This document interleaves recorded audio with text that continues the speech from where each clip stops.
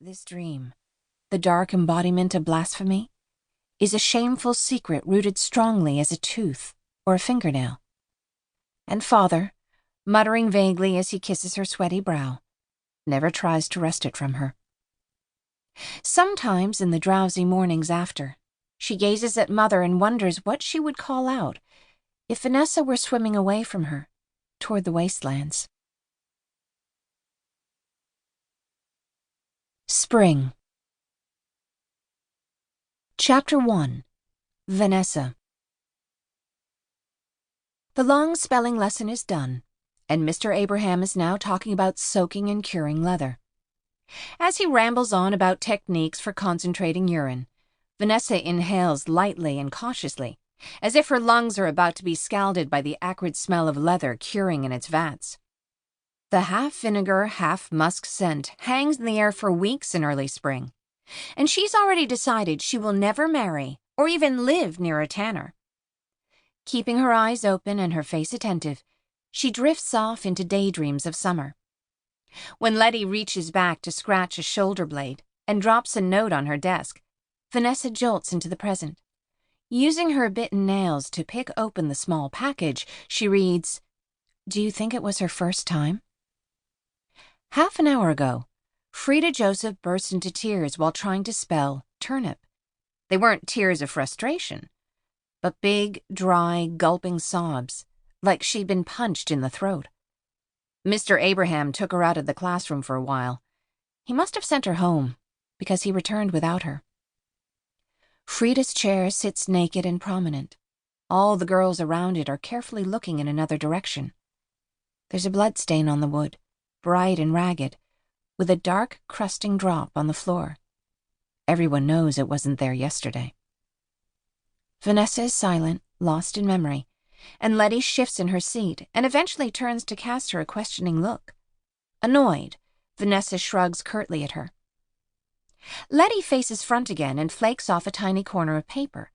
She writes something with a thin charcoal pencil, stretches extravagantly, and drops it on Vanessa's desk. Vanessa snatches the paper and cradles it in her lap, squinting.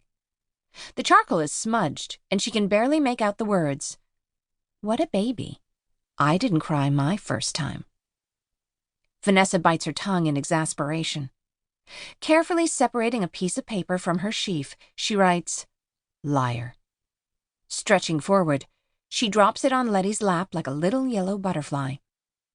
Letty shoots Vanessa a hurt look, and then assiduously turns toward Mr. Abraham and fakes interest. Vanessa begins winding the ends of her braid through her fingers, wishing she were outside, running. All the girls wear braids, smooth and sinuous over their shoulders, and they toy with them when nervous or excited.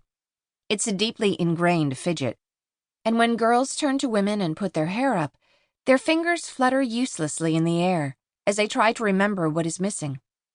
Hems are another favorite target for irritable fingers, and it is a rare girl's dress that bears a neat, well-stitched edge. Today they are dressed in whatever their mother saw fit for May, which leaves some chilly and some sweltering. A few of the dresses are pink from berry juice, and others yellow from roots, while some are simply the undyed off-white of light wool. The dresses are smudged and stained, darkened at the armpits, and splattered with the remnants of messy eating. Summertime is for intensive weaving and sewing, and the dresses will either be let out or let down, firmly scrubbed and reused, or given to a family with a younger girl. While the older girls often wear new, fresh dresses, the younger ones are always swimming in threadbare smocks ready to fall apart.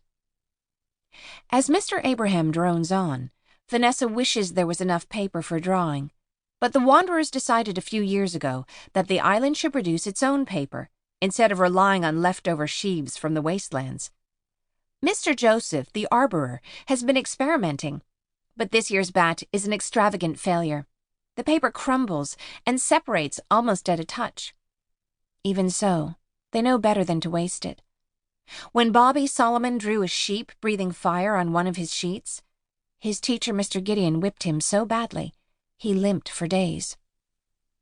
The clock seems to run slower when 3 o'clock approaches, the hands creeping and stuttering. Vanessa wonders if Mr. Abraham